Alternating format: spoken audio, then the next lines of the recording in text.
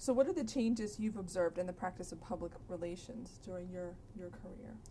I would say the biggest change that I've noticed is journalistic integrity. And by that I mean 20 years ago when I was in public relations working for a client, there was a consistent behavior that the media followed when it came to covering people. And you knew that, and you knew that no matter who the client was or who the individual was, they were going to receive the same level of scrutiny on any issue. And that was so consistent that you knew that you would be proven right on your counsel to clients. So they would have to listen to your advice whether they liked it or not because they knew it was true, and there was a certain consistency, continuity to coverage that reflected that journalistic integrity. Things like objectivity, accountability, a real effort to be objective, or if not objective, to interpret the facts before them in a very responsible way, a very non-advocacy role.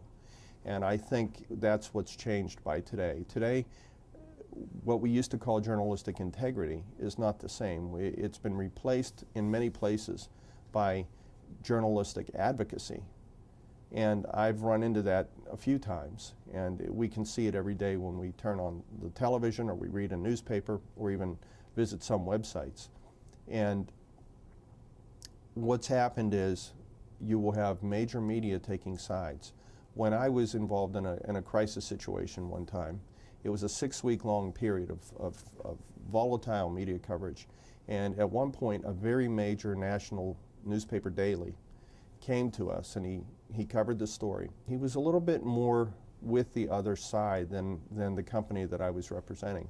Now, my role as an advocate is to advocate for my client, but it took me by surprise that a reporter seemed to be playing the role of the advocate for the other side.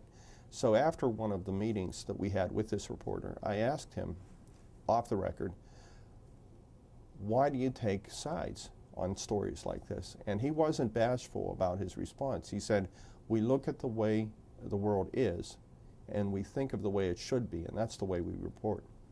And I always remember that in working with him and his publication after that.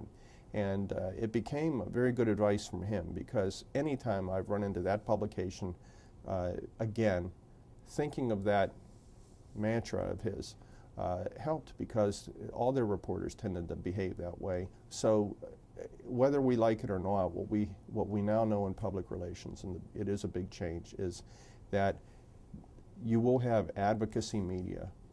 And so you're no longer, it depends on what side of the issue you are, whether you're going to be highly scrutinized or not, or even unfairly ridiculed, and where the facts will not matter to certain reporters in certain cases. And we just have to know that. Now, why does this happen? Economics is a big reason. Newspapers have learned that you can't be neutral and sell newspapers and sell advertising. In an environment where we have the internet and so many media options, and younger people aren't even using the old-fashioned mainstream media. They're going to the internet, they're getting information so many different places, that it's very tough for publications to get the attention that they need to run their businesses.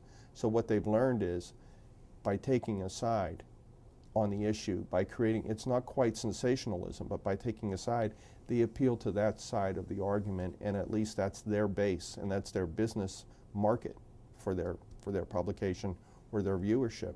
And so you have that. I've run into that in business, in public relations as well.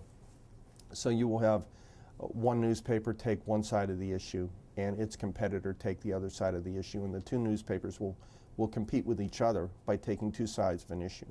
So that's what's changed, where both newspapers aren't striving for neutrality. They're striving to fulfill a certain mission that isn't necessarily neutral.